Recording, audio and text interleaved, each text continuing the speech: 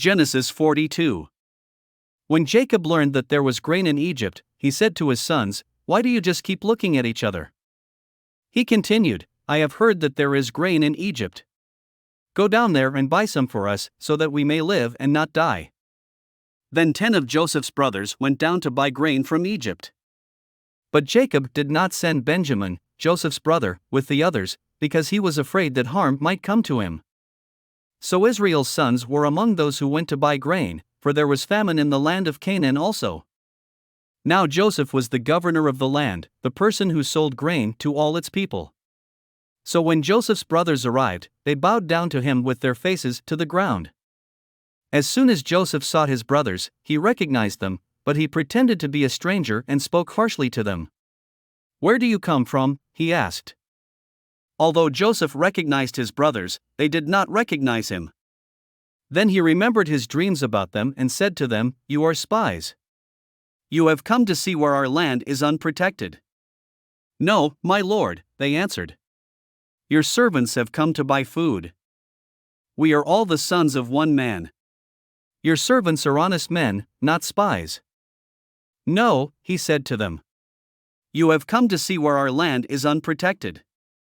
But they replied, "Your servants were 12 brothers, the sons of one man, who lives in the land of Canaan. The youngest is now with our father, and one is no more."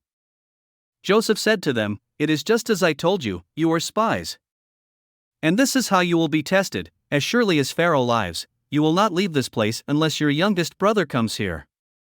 Send one of your number to get your brother, the rest of you will be kept in prison, so that your words may be tested to see if you are telling the truth. If you are not, then as surely as Pharaoh lives, you are spies." And he put them all in custody for 3 days. On the 3rd day, Joseph said to them, "Do this and you will live, for I fear God. If you are honest men, let one of your brothers stay here in prison, while the rest of you go and take grain back for your starving households. But you must bring your youngest brother to me, so that your words may be verified and that you may not die." This they proceeded to do. They said to one another, "Surely we are being punished because of our brother. We saw how distressed he was when he pleaded with us for his life, but we would not listen. That's why this distress has come on us." Reuben replied, "Didn't I tell you not to sin against the boy? But you wouldn't listen. Now we must give an accounting for his blood." They did not realize that Joseph could understand them, since he was using an interpreter. He turned away from them and began to weep, but then came back and spoke to them again. He had Simeon taken from them and bound before their eyes. Joseph gave orders to fill their bags with grain, to put each man's silver back in his sack, and to give them provisions for their journey.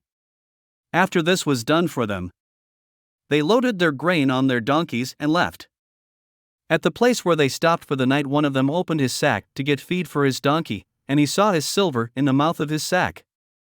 "My silver has been returned," he said to his brothers. "Here it is in my sack." Their hearts sank and they turned to each other trembling and said, "What is this that God has done to us?" When they came to their father Jacob in the land of Canaan, they told him all that had happened to them.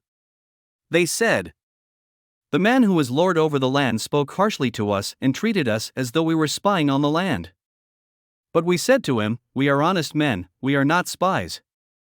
We were 12 brothers, sons of one father. One is no more, and the youngest is now with our father in Canaan.' Then the man who is lord over the land said to us, 'This is how I will know whether you are honest men: leave one of your brothers here with me, and take food for your starving households and go. But bring your youngest brother to me, so I will know that you are not spies but honest men. Then I will give your brother back to you, and you can trade in the land.'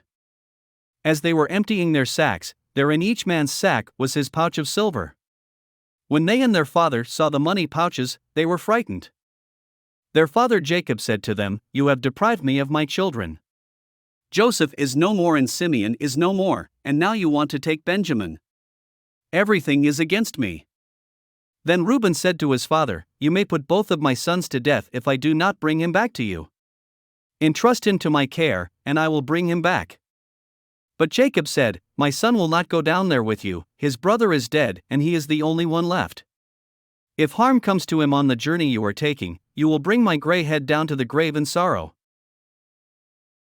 Thanks for listening to another chapter of the Bible. At My Faith Fuel, we believe a good coffee fuels your faith and energizes your day. Please visit myfaithfuel.com to explore our delicious coffee blends. Part of each purchase goes to training worshipers around the world. Thanks for listening.